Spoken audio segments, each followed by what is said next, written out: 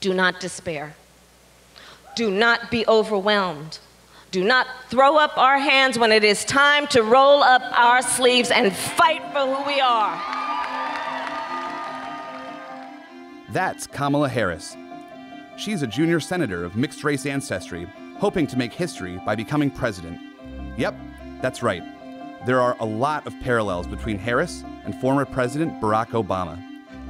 A rising star in the Democratic Party, Harris has caught national attention for her outspoken attacks on the Trump administration. But who exactly is Kamala Harris, and what are her chances of being elected president in 2020?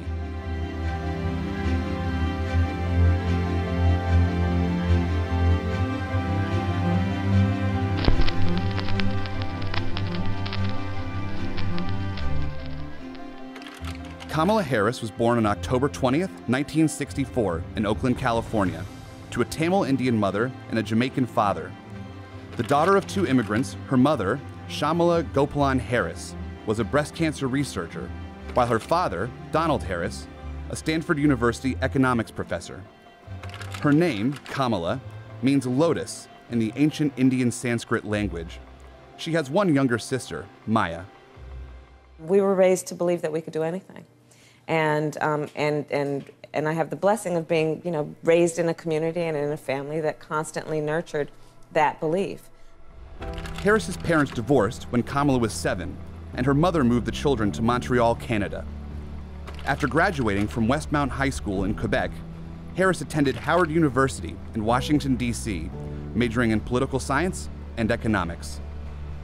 Harris then enrolled at the Hastings College of Law at the University of California, before being admitted to the State Bar of California in 1990.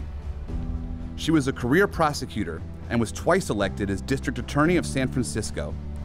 As a prosecutor, she forged a reputation as someone tough on crime, increasing the percentage of dangerous criminals sentenced to prison by more than half. She then went on to serve as the 32nd Attorney General of California between 2011 and 2017.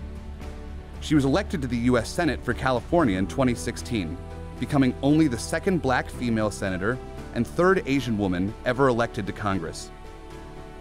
I intend to fight for Black Lives Matter. I intend to fight for truth and transparency and trust. As a junior senator, she sits on the Senate Budget, Homeland Security and Governmental Affairs, Judiciary, and Intelligence Committees. In June 2017, Harris achieved notoriety for her grilling of Deputy Attorney General Rod Rosenstein over the firing of FBI Director James Comey. Senator, I'm very sensitive about time, and I'd like to have a very lengthy conversation and explain that all to you. I tried to do that. Can you give me a yes or no answer, in the closed briefing? Well, it's not a short answer, Senator. The answer is... It is either you are willing to do that or not, as we have precedent in that regard. But Mr. Chairman, they should be allowed to answer the question. It's a long question you pose, Senator, and I fully appreciate the import of your question, and I'll get to the answer.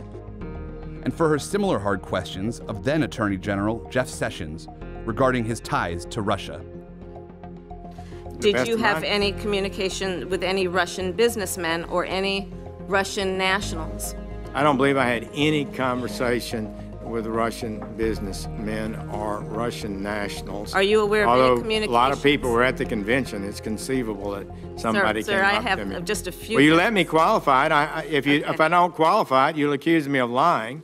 So I need to be correct as best I can. I do want you to be honest. And I'm not able to be rushed this fast. It makes me nervous. She also drew attention during the Brett Kavanaugh hearing, when the then Supreme Court nominee often struggled with her questions. Have you had any conversation about Robert Mueller or his investigation with anyone at that firm? Yes or no? Well, is there a person you're talking about? I'm asking you a very direct question, yes or no? I'll move on. Okay. Clearly you're not going to answer the question. All of this is leading to strong suggestions that Harris will run in 2020. But as a candidate, what would she stand for? Harris has long been outspoken about immigrant and women's rights.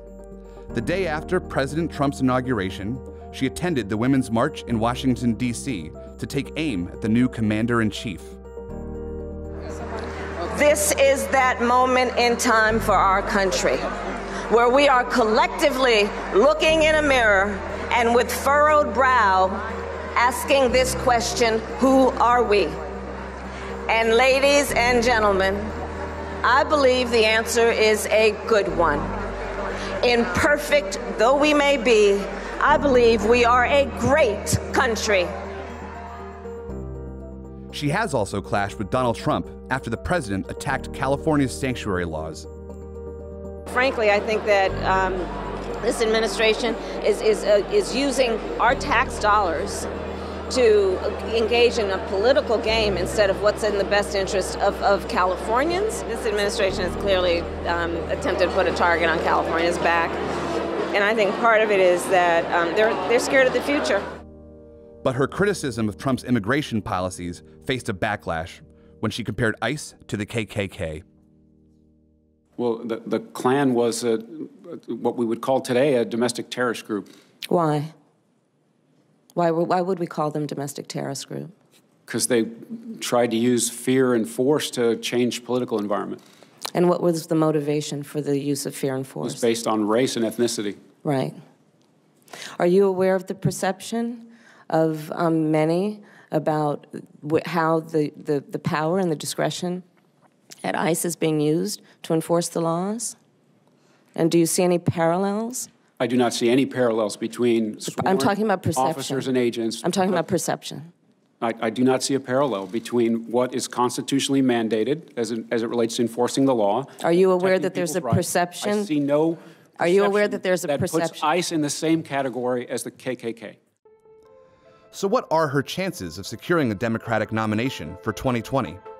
Coming from the big donor state of California, Harris will have no trouble financing her campaign. Her hard-working reputation suggests she would also have the stamina for a long primary battle. Her outsider credentials give her a strong chance of attracting grassroots support from progressives, but she will most likely face stiff competition from Bernie Sanders or Beto O'Rourke to be seen as the main anti-establishment candidate. Even if she succeeds there, she would then face an uphill battle against the more traditional candidates who tend to prevail in Democratic primaries, like Joe Biden, Michael Bloomberg, and Sherrod Brown. A decisive factor could be the African-American vote, like it was for Barack Obama in 2008. She will draw some support from that voting bloc, but African-American voters traditionally lean towards establishment figures, giving Cory Booker a much better chance in this area. But as a black woman, this could change. Unlike previous runs by Shirley Chisholm and Carol Moseley Brown, Harris will have financial muscle behind her. There might be parallels between her and Obama, but in many ways, we have never seen a candidate like her before.